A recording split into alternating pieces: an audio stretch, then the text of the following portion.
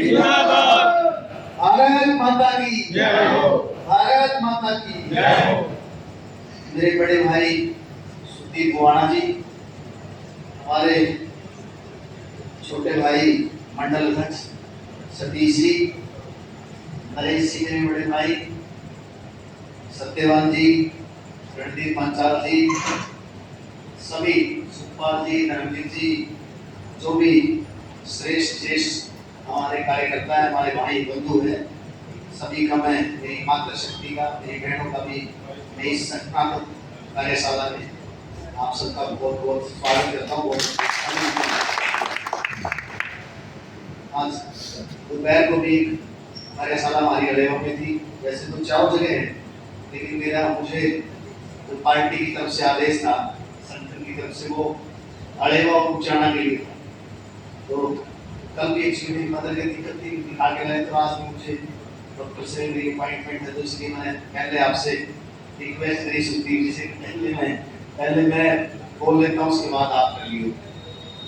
तो मेरा जो सबसे पहले तो आप लोगों ने जो इतिहास रच के दिया है और कुछ जैसे साधारण व्यक्ति को यहाँ से आप लोगों ने विधानसभा में भेजा, इसके लिए आप लोगों को हमने बहुत बहुत,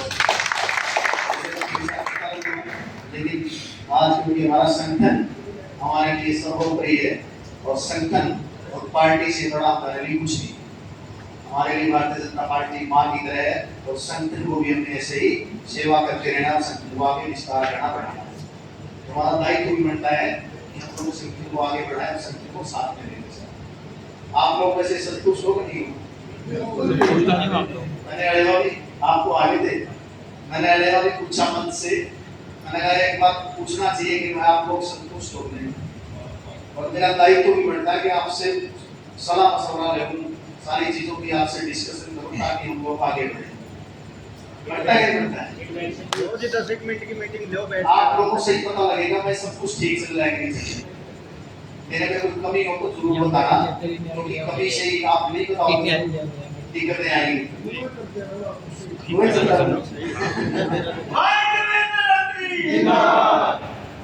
देव जी, आपके मेरी मातृशक्ति, मेरे युवा साथी ने जो मुझे मौका दिया है, जो आशीर्वाद दिए, उसके निरंतर मैं ऐसी आपकी सेवाएं करता रहूंगा।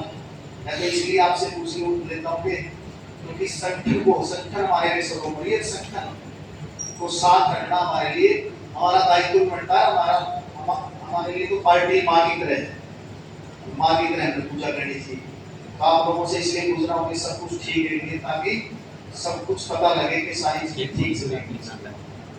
मुझे आज संगठन की तरफ से जो आदेश हुआ है, वो हमने जो 10 वर्षों में जो मुख्य काम किए हैं उनको आपको जानकारी दूं, ऐसा मुझे आदेश हुआ है, ताकि हम लोग बूथ स्तर पर जाके भी हमारी जो सरकार की जो हमने जो इतिहास बनाया, हमने जो काम किए हैं, बूथ स्तर पर आप भी बता सको, सारे लोगों को अवगत करा सको कि हमने ये काम करके आपको।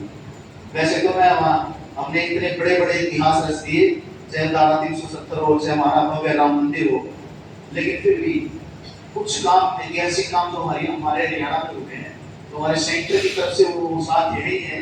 हरियाणा में बहुत सारे काम होते हैं, ऐतिहासिक काम ऐसे करें, जैसे बिना पर्ची बिना खर्ची, जैसे बहुत बड़े ऐतिहासिक काम हमने करके दिया है, जिसमें लगभग 1,80,000 नौकरियां हमने दी बिना पर्ची बिना खर्ची।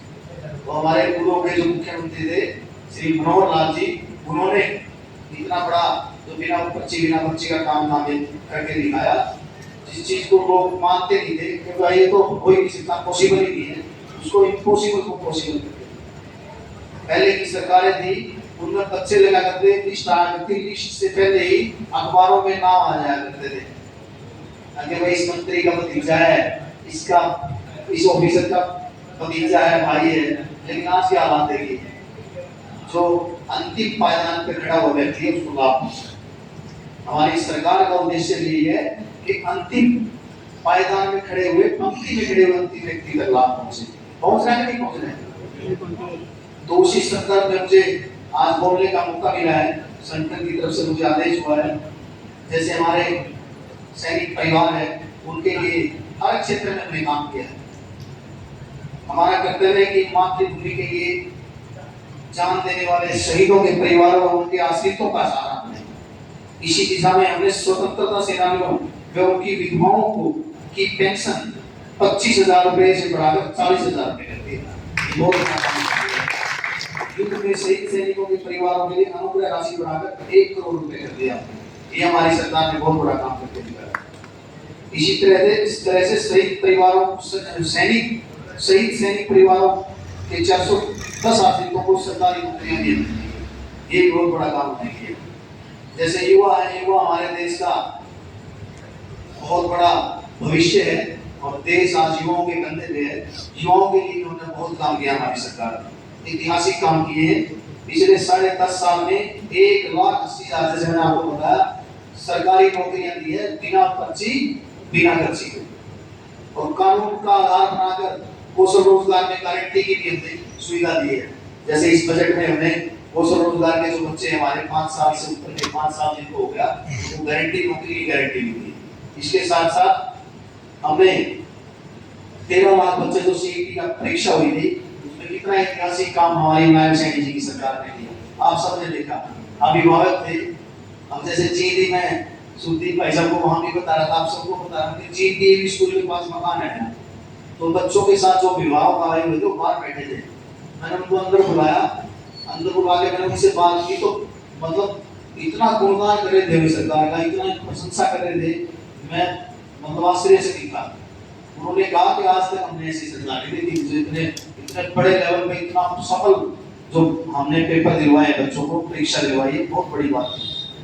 उसके साथ साथ हमने अब की बार मैंने मन की बात का कार्यक्रम भी उन अभिभावकों के साथ ही सुना जो अभिभावक आए हुए थे ना, उनके साथ ही हमने जो रविवार का था हमारा पिछले महीने का मन की बात का कार्यक्रम उनके साथ ही सुना।